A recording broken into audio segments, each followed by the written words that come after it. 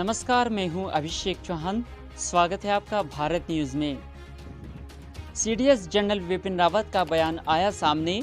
अफगानिस्तान से कोई समस्या आती है तो उससे वैसे ही निपटेंगे जैसे भारत में आतंकवाद से निपटते हैं।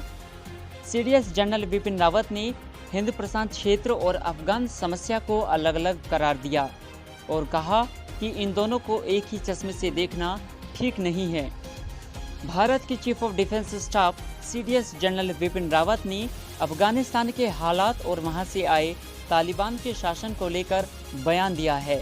उन्होंने कहा है कि जहां तक अफगानिस्तान की बात है तो हम यह सुनिश्चित करेंगे कि वहां से भारत आने वाले किसी भी समस्या से हम उसी तरह निपटे जिस तरह हम भारत में आतंकवाद से निपटते हैं। जनरल रावत ने हिंद प्रशांत क्षेत्र और अफगान समस्या को लेकर अलग अलग करार दिया और कहा कि इन दोनों को एक ही चश्मे से देखना ठीक नहीं है। उन्होंने कहा कि यह दोनों पूरी तरह अलग अलग मुद्दे हैं। हाँ, ये दोनों मामले क्षेत्र की सुरक्षा के लिए चुनौती पेश करते हैं, लेकिन ये दोनों अलग अलग सतह पर हैं। यह दो समानांतर रेखाएं हैं जो शायद ही कभी मिले।